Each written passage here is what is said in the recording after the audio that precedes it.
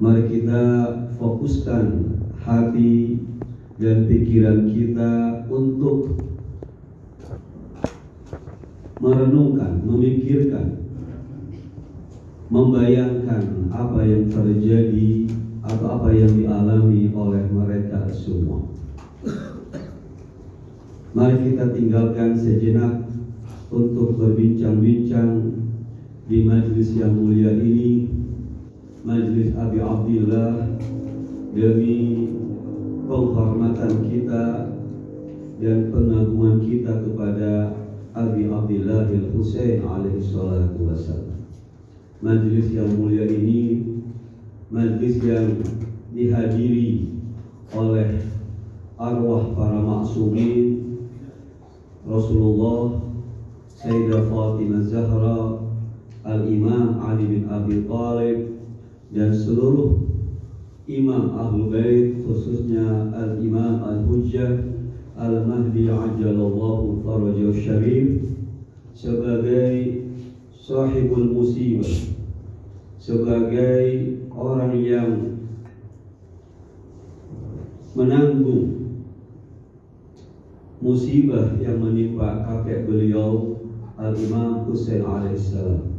Untuk menghormati Al-Imam Al-Hujjah, mari kita tinggalkan segala sesuatu yang barangkali mengurangi kekhusyuan kita dalam menghadiri majelis yang mulia ini. Hadirin hadirat, para pencinta Ahlul Bait alaihi wassalatu wassalam. Qala Allah Ta'ala fi kitabihil karim, a'udzu billahi minasyaitonir rajim. Minal mu'minina rijalun sadaqu ma ahada 'alaihi Allah. Wa minhum man qada nahbah wa minhum man yantadir wa ma baddalu tabdila. Minal mu'minina rijalun sadaqu ma ahadu Allah 'alaihi wa minhum man qada nahbah wa minhum man yantadir wa ma baddalu tabdila. Sadaqallahul 'aliyyul 'azim. Al-Ahzab ayat ke-23. Ayat ini,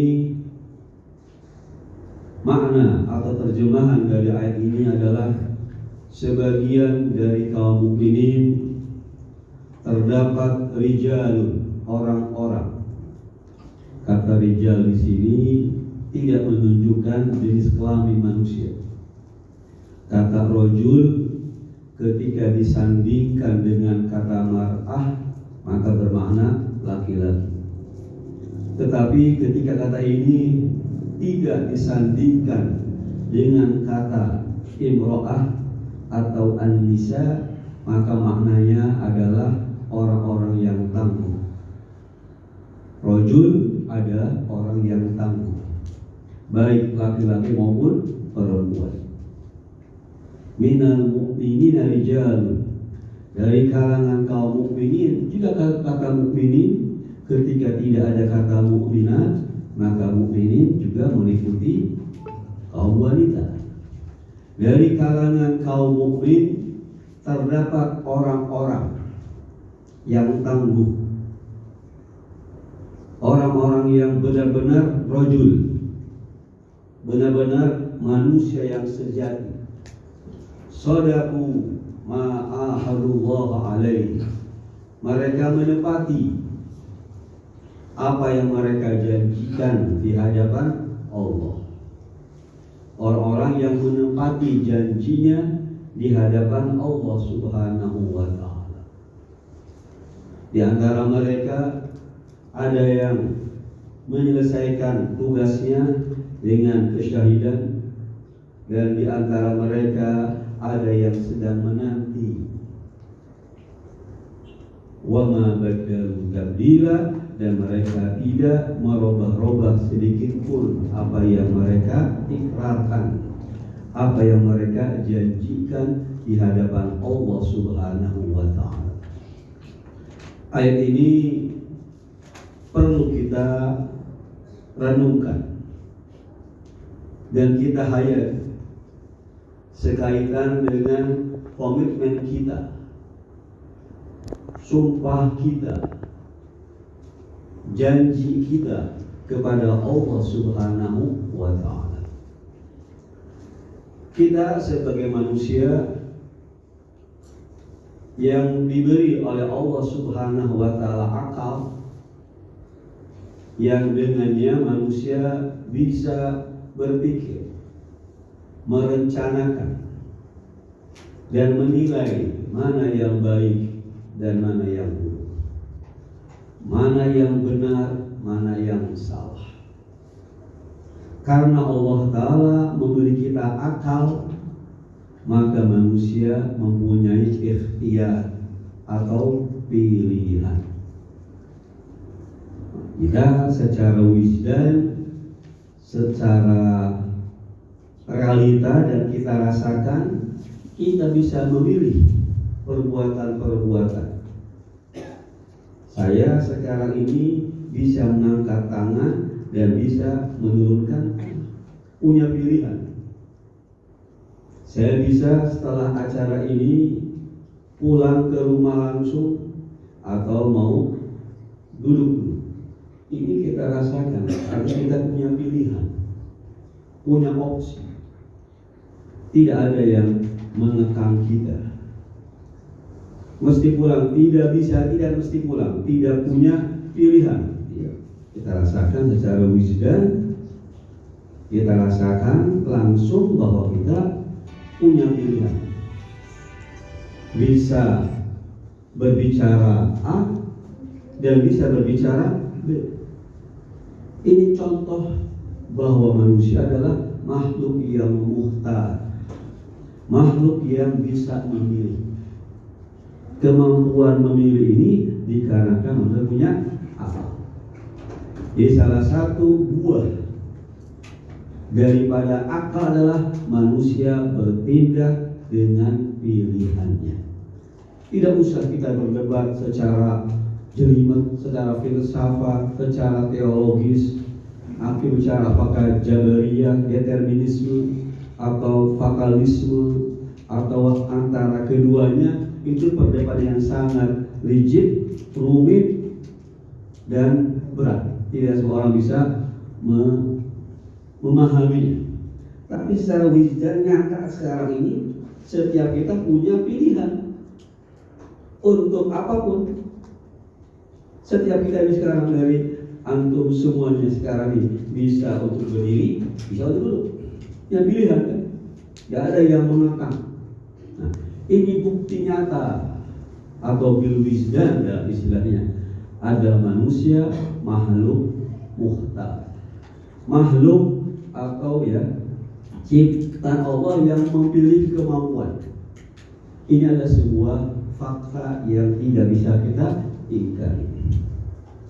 Nah, beranjak dari modal akal yang kita miliki, beranjak dari ikhtiar, kemampuan kita untuk memilih berbagai opsi perbuatan, kita pun juga bisa milih untuk menerima, meyakini adanya Allah atau mengingkari.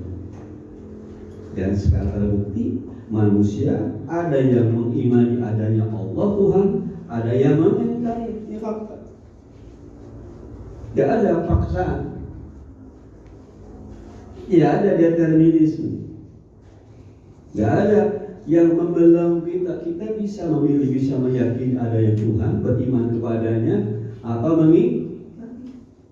Ini fakta. Manusia secara fakta, secara realita itu terbelah menjadi dua kelompok. Yang beriman kepada Allah atau mengimani adanya Tuhan pencipta alam, ada yang mengingkari. Ini fakta. Ini menunjukkan manusia punya pilihan, punya akal. Dan kita pun sekarang sebagai seorang mukmin, insya Allah bisa nggak mengingkari? Bisa aja. Artinya punya pilihan, tidak ada paksaan. Ini kelebihan dari manusia, makhluk yang namanya manusia. Dan Allah pun menegaskan, faman sya'a yu'min wa man sya'a yakfur. Yang mau mukmin monggo, yang mau kufur juga. Man syafal yu'min wa man syafal yakfur. Kita sekarang bisa mukmin, bisa kafir, pilihan kita. Gak ada yang memaksa kita. Apa lantas kalau kafir langsung mati sekarang? Enggak juga. Langsung bisu mau mulutnya? Enggak juga.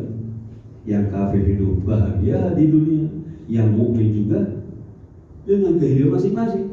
Artinya manusia itu hatta untuk bertuhan pun, meyakini adanya Tuhan pun punya pilihan.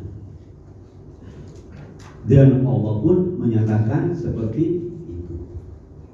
Tentu setiap pilihan punya konsekuensinya. Itu hal yang pasti. Ketika saya memilih makan dengan sambal yang pedas, apa konsekuensinya? Mungkin sakit perut. Ketika saya memilih tidak makan sambal, perutnya sehat insya Allah. Setiap pilihan pasti ada konsekuensinya. Orang yang meyakini beriman adanya Tuhan ada konsekuensinya. Orang yang mengingkari Tuhan juga ada konsekuensinya, baik konsekuensi di dunia maupun di akhirat, maupun konsekuensi dari yang diyakini oleh kita ataupun tidak.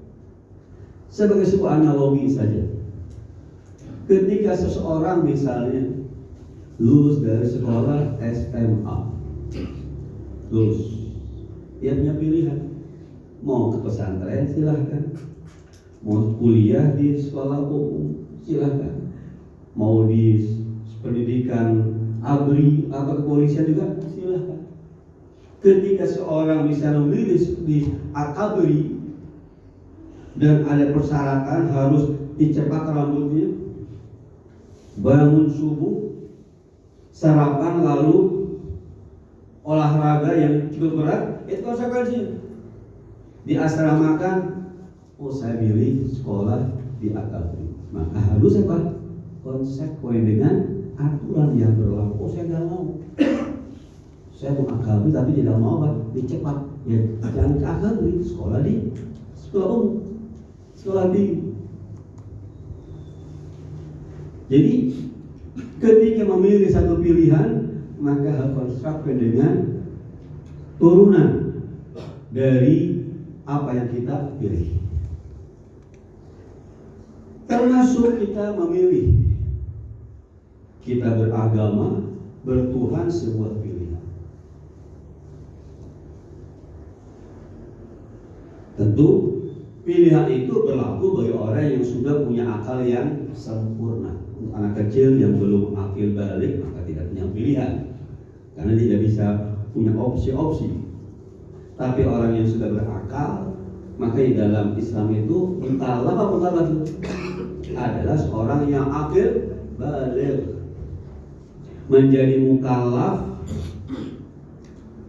apa syaratnya? Berakal dan sudah usia balik. Jadi orang gila bukan mukallaf. Orang yang tidak berakal tidak menjadi mukallaf. Mukallaf orang yang berakal plus sudah dewasa. Bagi anak kecil berakal tapi belum dewasa.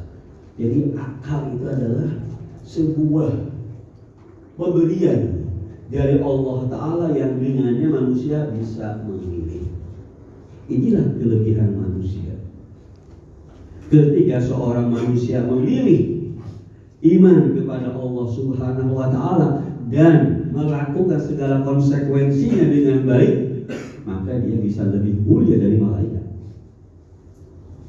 Karena dia beriman karena pilihannya dan konsekuen dengan pilihannya, tidak mengingkari pilihannya, tidak mengingkari janji.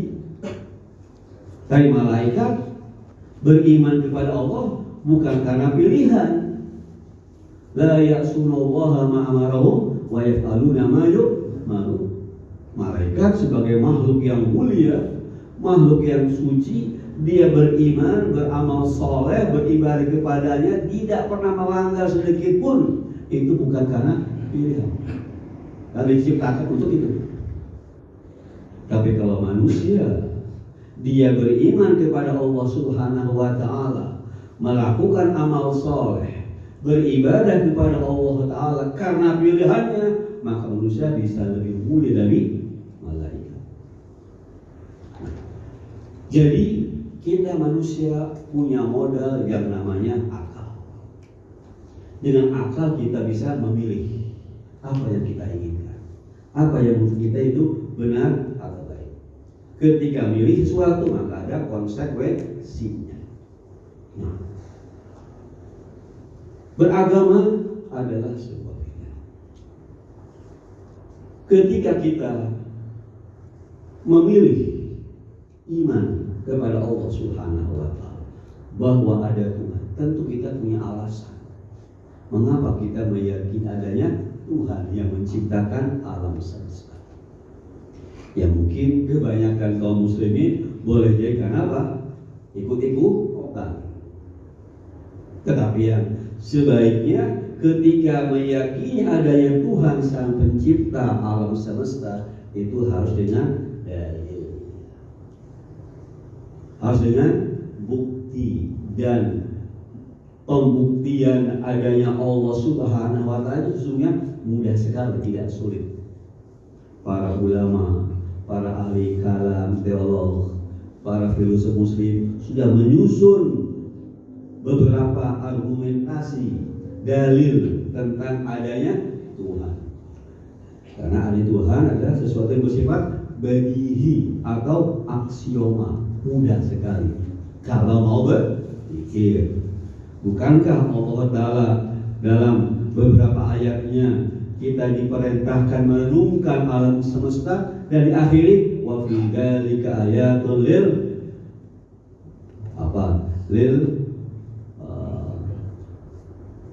mutafakkarun inna fi dzalika ayat liqaumin yuqinun inna fi dzalika liqaumin yatafakkarun. Misalnya kan banyaklah ayat-ayat yang mengatakan bahwa alam semesta ini diciptakan oleh Allah Ta'ala untuk membuktikan ada sang pencipta.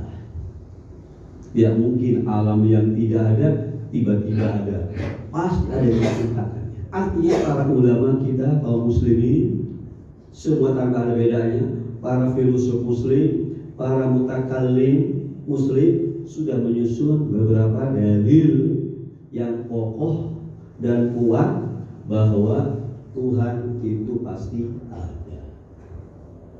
Nah, kita dengan akal kita yang sangat sederhana sekali dengan mudah membuktikan adanya Tuhan, adanya Allah Subhanahu wa Ta'ala.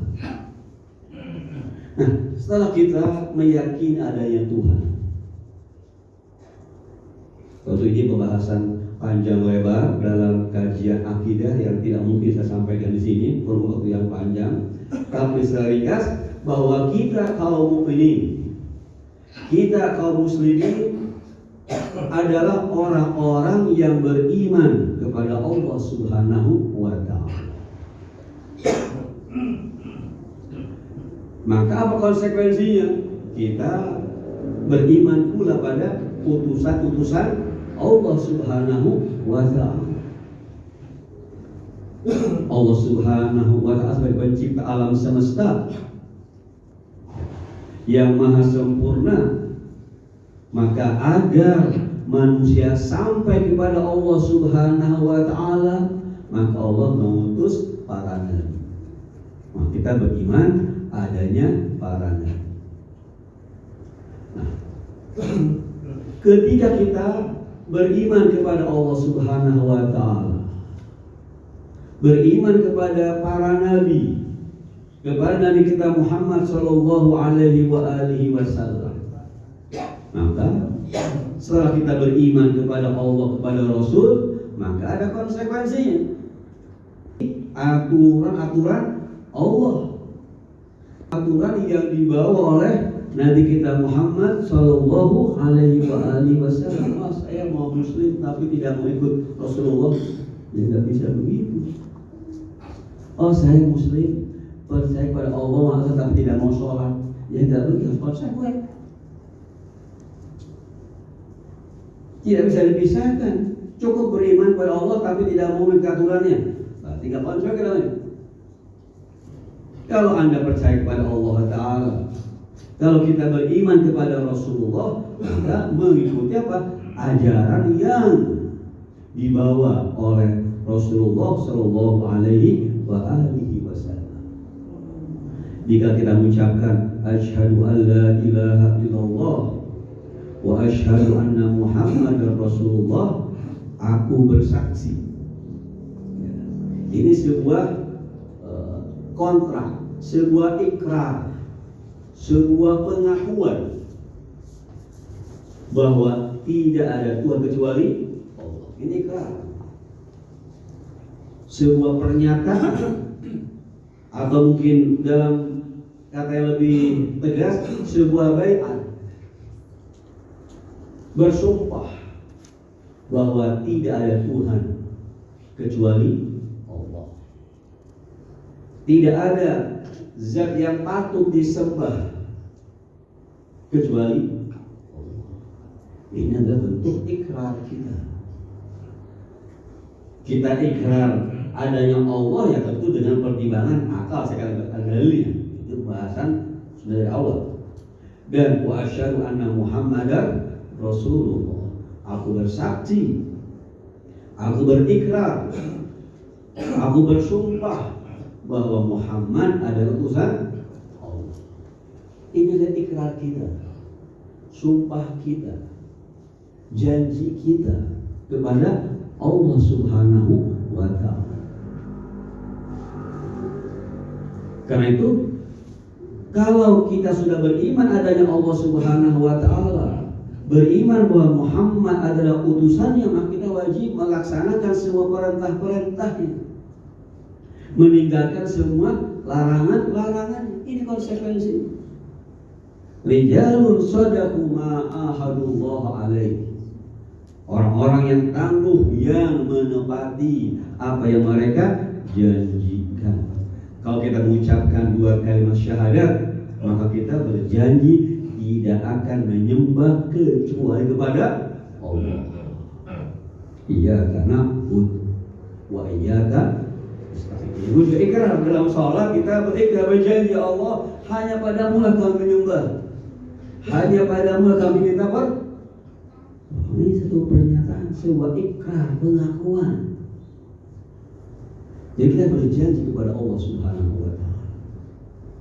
Atau dalam ayat yang lain, aslamtu wajhiya lilladzi fatara samawati wal ardh.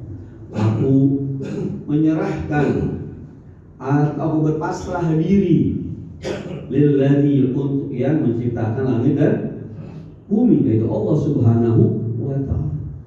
Jadi kita ini setiap hari berdaiat, bersumpah untuk setia kepada Allah Subhanahu wa Ta'ala.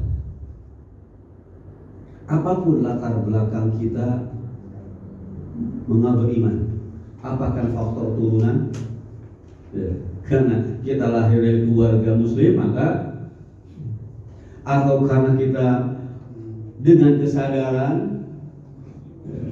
dengan keyakinan, dengan pemikiran lalu beriman, apapun sebabnya, tapi kita sudah masuk dalam kelompok orang-orang yang beriman, yang sudah bersaksi, bersumpah setia kepada Allah Subhanahu wa Ta'ala.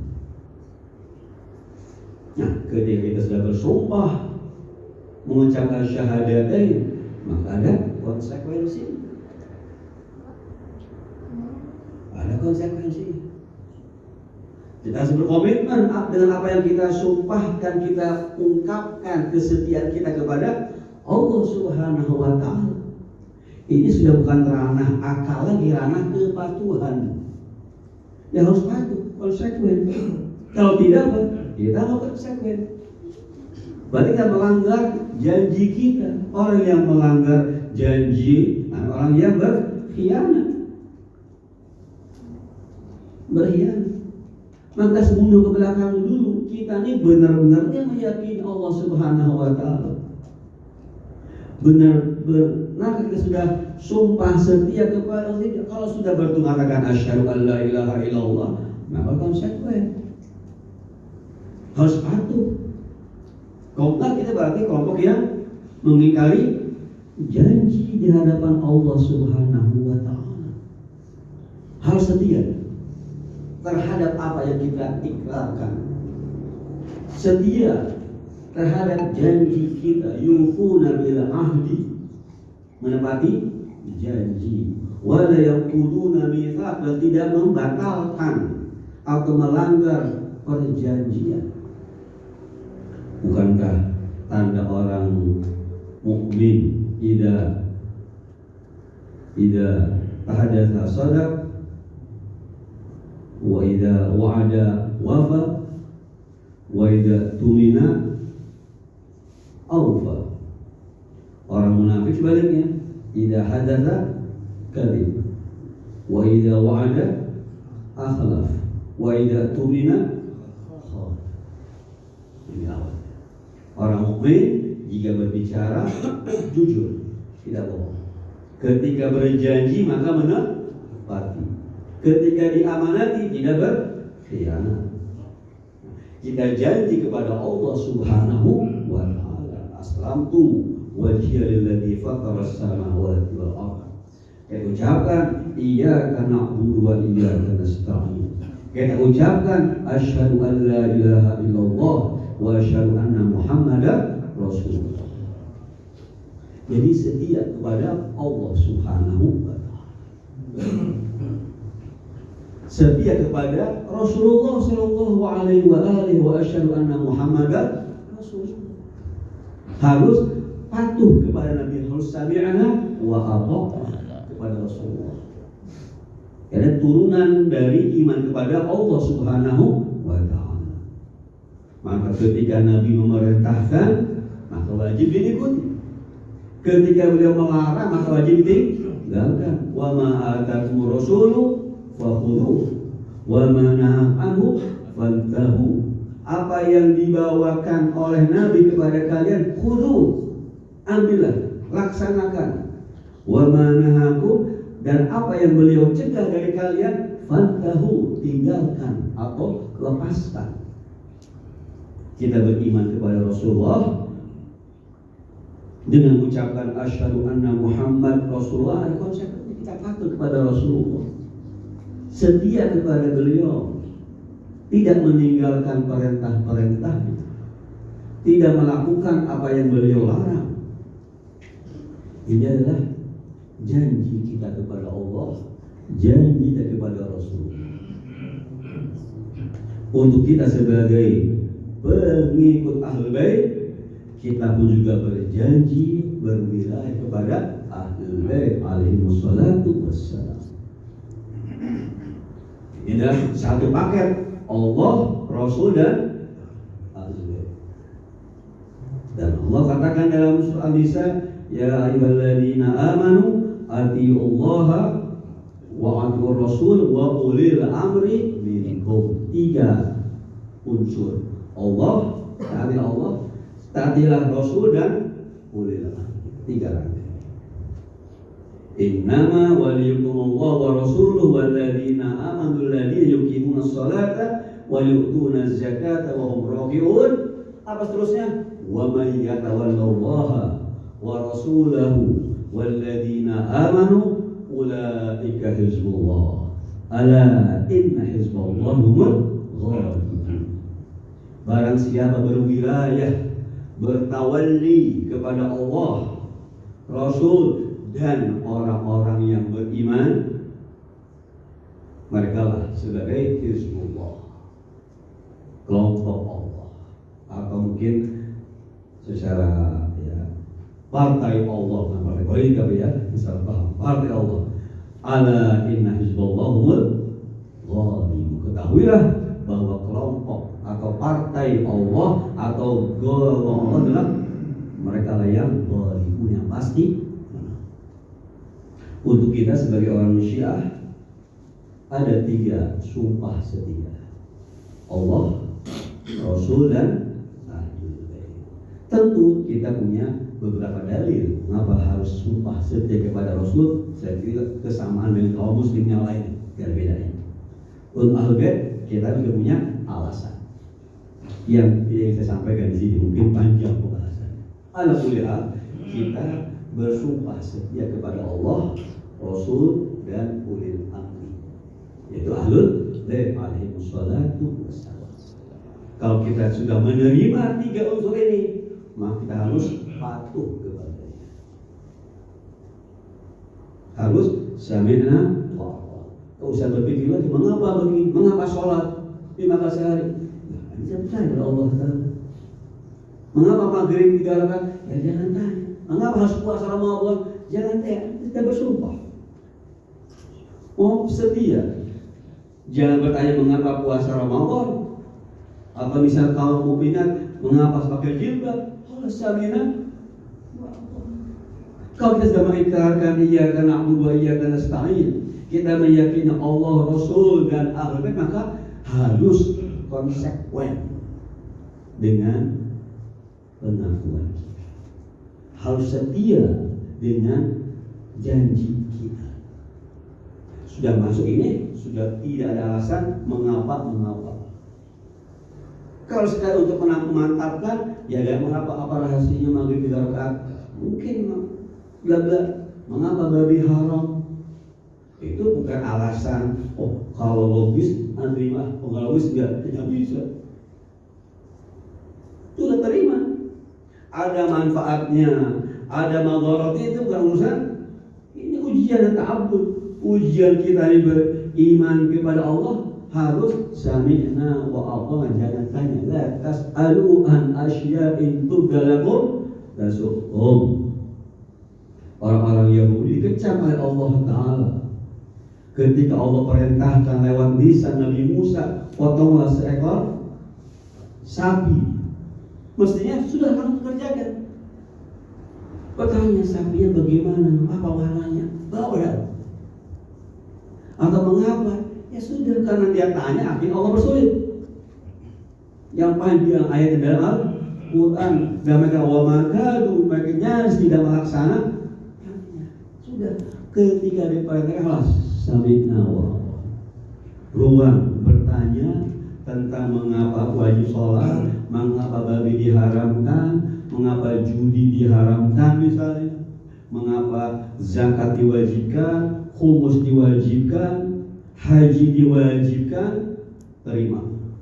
Apakah itu perbuatan ada manfaatnya atau enggak ada? Bukan urusan kita. Oh saya mau kalau ada manfaatnya.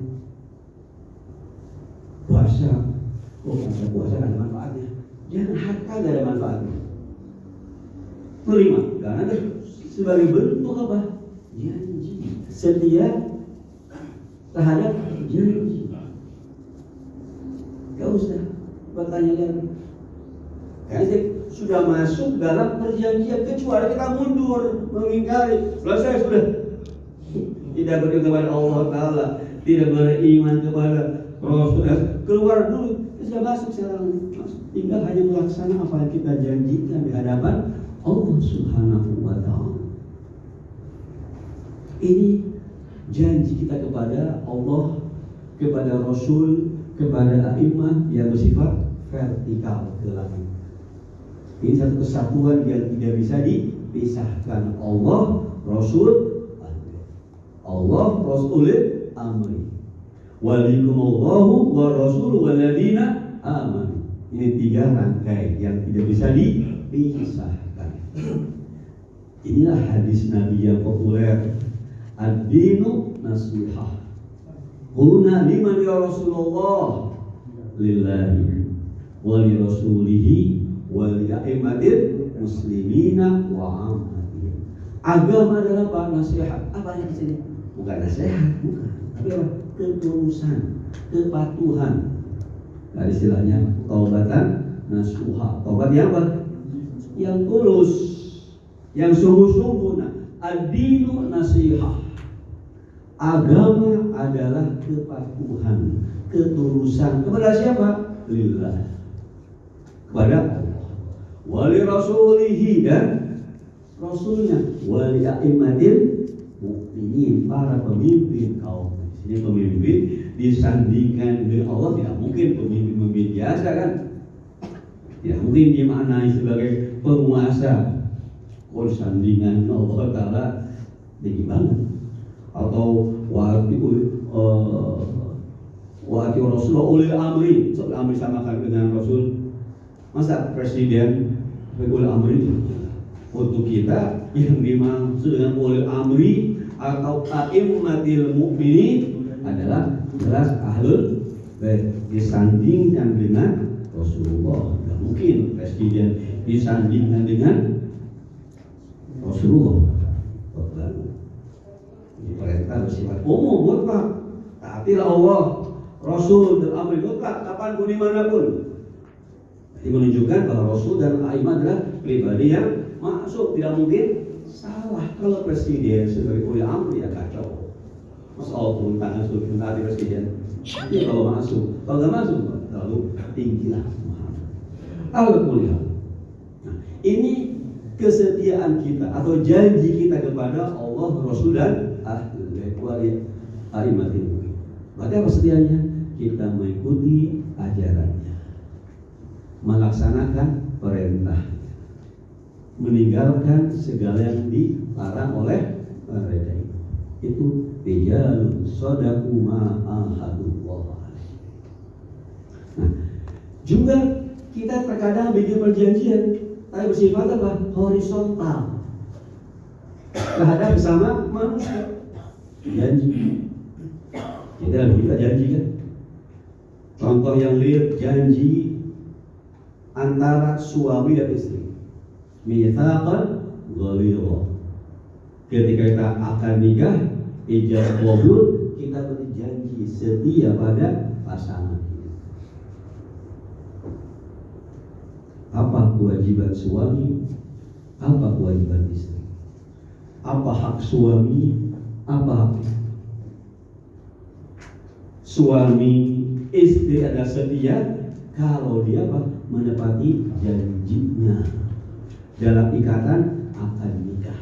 Ijab qabul. Dia janji, saya mau nikah tapi tidak mau terikat, tidak mau menafkahi istri, ya jangan nikah. Atau istri saya mau nikah tapi tidak melayani suami, ya jangan nikah. Ketika Anda menikah ada aturannya, harus saling menepati janjinya, melaksanakan kewajibannya, menunaikan hak pasangannya. Itu diatur demikian rupa. Maka ketika seorang melakukan pernikahan tapi tidak menepati janji sebagai suami atau sebagai istri, maka telah melanggar kesepakatan, telah berkhianat, dan hukumnya dosa. Masalahnya pasangan dimaafkan itu masalah kedua. Ya kita kepada Allah Ta'ala berjanji sholat tapi tidak sholat, kalau maafkan ya mungkin saja itu masalah karena kemaha rahmat rahimnya Allah itu kan, itu masalah kedua.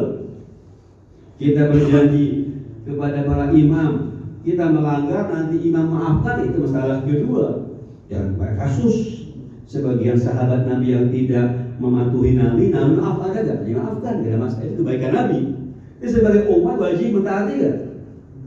Ya kebetulan Nabi khair, baik, dimaafkan. Itu masalah kebaikan Nabi atau kemaharahman rahimnya Allah Ta'ala atau kebaikannya para imam, itu lain cerita. Tapi sebagai umat yang berjanji kepada Allah, kepada Rasul, kepada imam, wajib mentaatinya. Juga hubungan janji dengan sesama manusia. Suami wajib melaksanakan kewajiban kepada istrinya dan sebaliknya. Kebetulan istrinya orang baik, ya, suami tidak menafkahinya, dosa, tapi perempuan mesti maafkan, ya itu kebaikan sih istri. Atau suami istrinya tidak mentaati suaminya, tidak menunaikan hak suami dan sudah maafkan, itu kewajiban, itu kebaikan suami. Ini perjanjian, ikrar, dalam namanya ikatan nikah contohnya. Atau kita jadi dengan klien bisnis, antara pedagang dengan penjual ada akad yang umum. Kalau barang jelek maka harus dibalik, menyerahkan barang, saya terima uang. Ada kesepakatan kan, bisnis jual beli. Ada kesepakatan dengan sebuah pemerintah, kita bersepakat memilih fulan sebagai presiden, ada konsekuensinya, mematuhi aturan pemerintah. Dan penguasa wajib menaungi rakyat. Ini ada kontrak sosial, ada uqud. Di dalam kehidupan bersosial pun kita melaksanakan beberapa perjanjian. Ada kesepakatan. Agama menekankan itu. Hatta dengan non-muslim kita berjanji dengan non-muslim, bisnis sama non-muslim. Tentu berdasarkan keadilan dan saling menguntungkan. Ya harus dengan non-muslim ya harus penuhi janji. Gak boleh kita melanggar janji dengan non-muslim sekalipun. Ini adalah konsekuensi berjanji kepada orang, melakukan kesepakatan dengan orang apapun agamanya, dan banyak, baik kepada person, kepada ormas, kepada mungkin partai, kepada negara, ada janjian sumpah setia. Ini tidak boleh dilanggar. Orang mukmin adalah rijalun shadaqu ma ahadu, orang-orang yang menepati janjinya. Hadis tadi lanjutannya, ad-dinu nasiha lillahi wa li rasulihi wa li a'immatil muslimina wa 'ammatihim, dan awamnya. Di sini nasihat ini adalah kepada awam, artinya tulus, kepada umum kaum muslim. Oh ya, ada kontrak perjanjian dengan sesama muslim harus ditepati. Orang mukmin jika berjanji menepati, ya kan? Tidak melanggar. Orang munafik kalau janji mengingkari janjinya. Ini janji ini penting diatur sedemikian rupa dalam agama Islam. Kalau janji kepada Allah diwujudkan dengan ibadah ubudiyah, iyyaka na'budu. Kalau janji dengan manusia biasa disebut namanya muamalah. Contohnya muamalah pernikahan, perdagangan, ijarah, sewa, menyewa, jual beli, itu adalah namanya muamalah.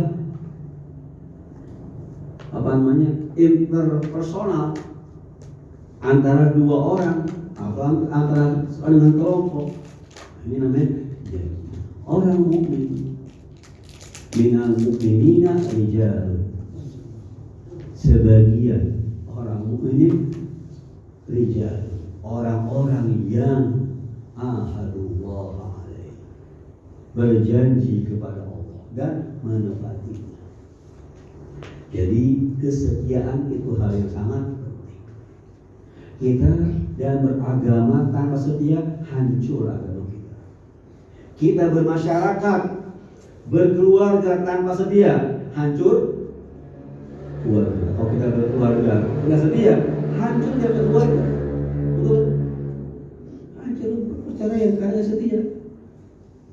Jadi kesetiaan penting sekali. Yang menjamin keberlangsungan hidup kita adalah setia janji kepada siapa?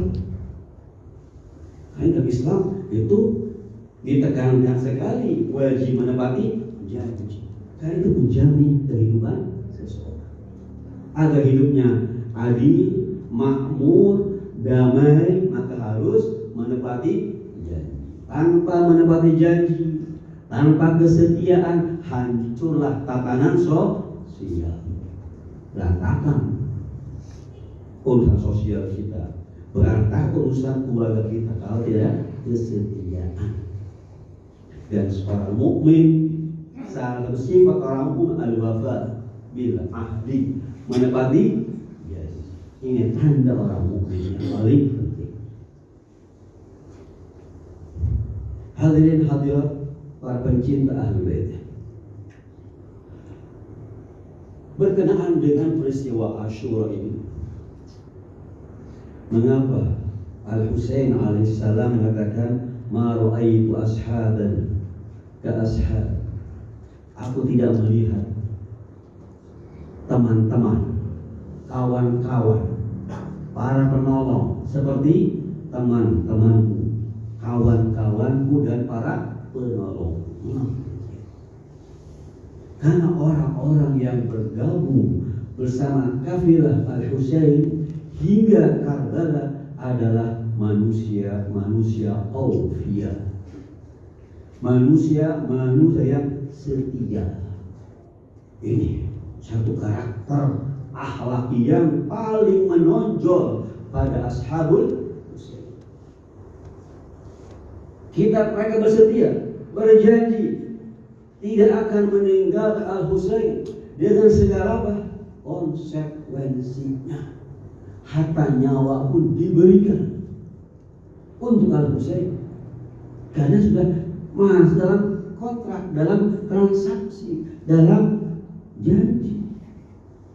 Maka kita semua tidak tahu bagaimana di malam Asyura Al-Husain alaihissalam melihat sejauh mana kesetiaan mereka. Di malam hari Al-Husain alaihissalam memberikan kebebasan. Bayangin, ini satu imam yang tidak pernah maksa dan juga pengikutnya yang sangat patuh. Ini dua gambaran yang sangat luar biasa. Al-Husain bersama ashabnya dalam jumlah yang kecil, di depannya adalah para musuh-musuh yang haus darah, masih memberi kesempatan kepada mereka pulang. Antum fi hillin, silakan pulang. Mumpung malam gelap, silakan masing-masing dari kalian membawa apa? Keluarga pulang. Karena ini musuh hanya ingin membunuh saja. Silakan pulang, dipersilakan. Tidak pernah maksa. Tidak maksa. Kalau enggak, kamu ke neraka. Tidak begitu. Ikut saya. Kalau enggak ke neraka. Silakan. Wah, ini bandingkan dengan orang semacam Tariq bin Ziyad ketika dia nyebrang pada masa kekuasaan masa Umar Hajjaj bin Yusuf, Umar bin Marwan, ya, menyeberang laut antara Afrika Eropa itu, sehingga mereka ke Jabal Tariq, Gibraltar, masuk ke daratan Eropa, naik kapal, itu kapal dibakar semua oleh Tariq bin Ziyad. Di depan ada pasukan Romawi. Kata Tariq, wahai para pasukan, di depan musuh siap tempur dengan senjata lengkap. Di belakang kapal sudah dibakar. Tadi dia saya bilang, silakan pulang tanpa kapal, nyebrang lautan atau di musuh. Ini terpaksa. Tidak ada kesempatan, kita harus perang. Artinya perang. Al-Husain dari demikian memberi kesempatan kepada ashab, silakan kalian pulang di malam hari. Tinggalkan saya sendirian menghadapi musuh-musuh Allah. Ini menunjukkan bahwa Al-Husain tidak memaksa.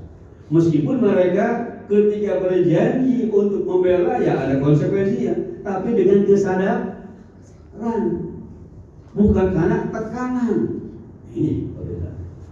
Tapi setiap mereka dari ashab Husain di malam ke-10 Muharram masih mengatakan tidak akan meninggalkan. Ada yang mengatakan, ya Husain, demi Allah, saya tidak akan meninggalkan meskipun badanku dipotong-potong, dicincang-cincang dan dihidupkan kembali, akan tetap membela engkau sampai 10 kali. Ada yang mengatakan, ya Husain, mana mungkin aku meninggalkan engkau nanti di hari mahsyar, di mana meletakkan wajahmu di hadapan Rasulullah. Ini Al-Husain beri kesempatan untuk pulang, tidak memaksa. Tetapi jawaban dari ashabul Husain apa? Tetap ingin bersama Al-Husain. Ini rijalun sadaqu ma ahadullah alaihi. Inilah rijal, orang-orang yang di Al-Husain tidak hanya laki-laki, hatta perempuan sama. Jadi rijal ini bukan jenis kelamin. Kan di sana juga ada wanita yang setia membela Husain alaihissalam di siang hari 10 Muharram. Para wanita Karbala luar biasa juga setia. Ada perempuan yang bangga anaknya dipotong kepala, dilemparkan oleh musuh, diambil oleh sakit dipangku dengan bahagia. Di perempuan, alhamdulillah, saya bangga pada anakku, saya akan bangga di hadapan ibunda Al-Husain alaihissalam. Ini wanita-wanita yang juga adalah rijal, wanita yang tangguh, yang setia dengan janji membela Al-Husain alaihi salatu wassalam.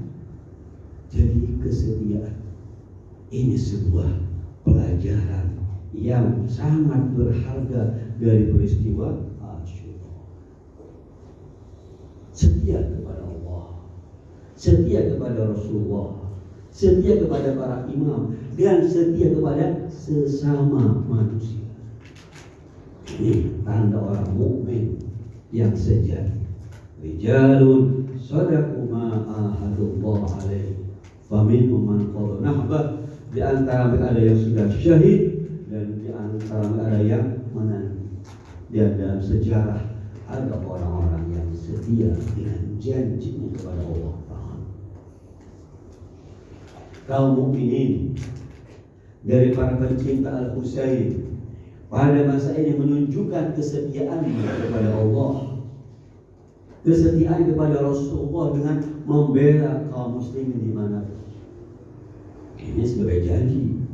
Karena ketika seorang mukmin mengatakan asyhadu an la ilaha illallah wa asyhadu anna Muhammad Rasulullah, maka otomatis orang yang mengucapkan hal itu menjadi ikhwah. Innamal mu'minuna ikhwah.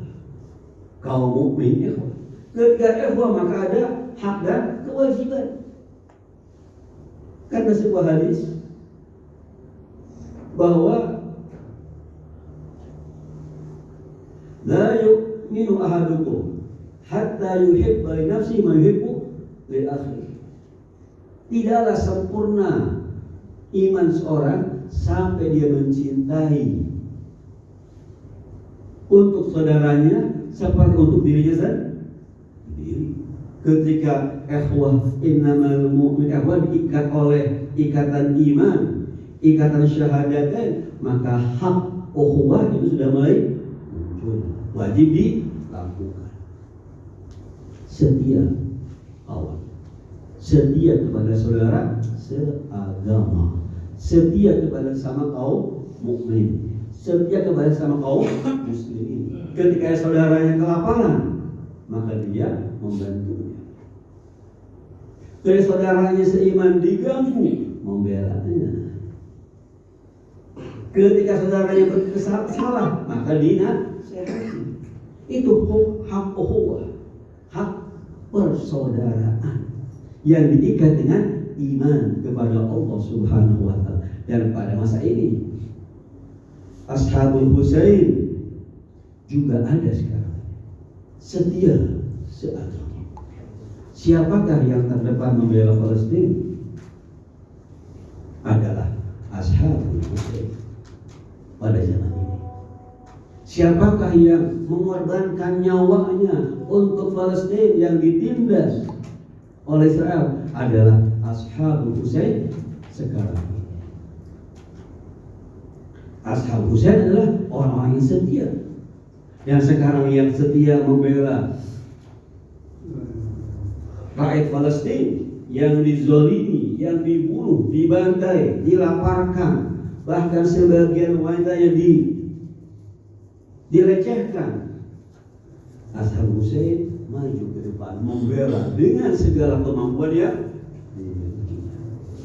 Jadi mereka lah siapakah pada masa Ashabul Husain adalah orang-orang yang terdepan, mengorbankan nyawanya, menggadaikan negaranya demi Palestina. Itulah Ashabul Husain alaihissalam. Mereka lah yang belajar dari Karbala, yang tidak mungkin meninggalkan, mengabaikan saudara seagama, saudara seiman. Jadi Ashabul Husain ada sepanjang zaman. Apa indikatornya? Apa buktinya? Adalah setia kepada sesama kaum muslim. Karena janji dia sebagai asyhadu an la ilaha illallah, maka dia otomatis setiap orang mengatakan dua kalimat syahadatnya sebagai saudaranya yang wajib dibela, dibantu dengan segenap kemampuannya. Itulah Ashabul Husain pada mudah kita semua bisa kita mempelajari, menghidupkan malam-malam Muharram ini, dan kita diberi kekuatan oleh Allah Ta'ala untuk melakukan sumpah setia kita kepada Allah, kepada Rasul, kepada para imam ahli, dan kepada sesama umat manusia. Mudah-mudahan Allah Ta'ala menguatkan iman kita untuk terus membela orang-orang yang tertindas dimanapun mereka berada. Itulah salah satu hikmah atau pelajaran yang kita petik dari peristiwa Asyura, gugurnya Al-Imam Husain alaihi salatu wassalam. Assalamu alayka ya Aba Abdillah Husain wa arwahillati hallat bi fina'i, alayka minna salamullahi abada ma baqina wa baqiya layl wan nahar wa la ja'alahu Allah akhir ahdi minna li ziyaratikum. Assalamu ala al-Husain wa ala Ali bin al-Husain wa ala awladi al-Husain wa ala ashabi al-Husain. Wassalamu alaikum warahmatullahi wabarakatuh. Waalaikumsalam.